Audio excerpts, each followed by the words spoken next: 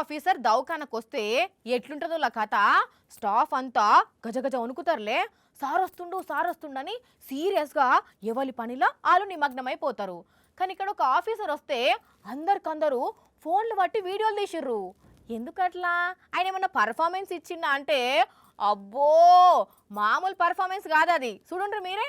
ఇగో ఇక్కడ కింద వండుకొని ముచ్చట పెడుతున్న మనిషి ఉత్తపచ్చోడు కాదు, రాజస్థాన్ టాంకులో ఉన్న ఒక హాస్పిటల్లో సీనియర్ మెడికల్ ఆఫీసరు. మరి ఇందట ఎందుకు ఇట్లా కింద వండుకున్నాడు ఈ మనిషి అంటే, పుల్లుగా దాగి దవాఖానకు వచ్చి సోయి సొక్కు లేకుండా అన్నాడట. ఇట్లా వేరయ్యా పేషెంట్లకు ట్రీట్మెంట్ చేయాల్సిన నువ్వే పేషెంట్ లెక్క ఇట్లా పడిపోయినవేందయ్యా అంటే ఏదేదో మొత్తుకుంటున్నాడట సోయి లేకుండా. పోనీ పాంట్య వన్నవు లేచి బెడ్ మీద నాన్న వండవయ్యా స్వామి అంటే ఓహో నాకు కిందనే మంచి ఉన్నది అంటున్నాడట. ఆయన తగ్గ ఇట్లా చేస్తుండమ్మా మీ ఓడని వాళ్ళ ఇంటోళ్ళకి ఫోన్ చేస్తే వాళ్ళు చెప్పిన ముచ్చటిని ముచ్చెమటలు పట్టినాయట దవాఖానకు వచ్చిన వాళ్ళకు. ఈయనకు మెదట్లేదో ప్రాబ్లం వచ్చి 2-3 దినాల నుంచి సెలవులు ఉన్నాడట. ఆయన ఇప్పుడు బిర్రుగా తాగేసరికి దవాఖాన గుర్తొచ్చి అట్లా పోయిందట. ఆయనకు కాలి మంచి లేదు, మేము వచ్చి తీసుకుపోతాం అన్నారట. కానీ ఇంకా నయ్యం మెడికల్ ఆఫీసర్ కాబట్టి బుర్ర ఆపరేషన్ థియేటర్ల కురికి నిన్ను ఆపరేషన్ చేస్తా అని చెప్పి ఎవరికి ఆపరేషన్ చేయలేదు పటుర్రి. జర ఆయన ఖాళీలకు వచ్చి చక్కగా అయ్యేదాకా వేరే దవాఖానలో ట్రీట్మెంట్ చేపిస్తే మంచిగా ఉంటది.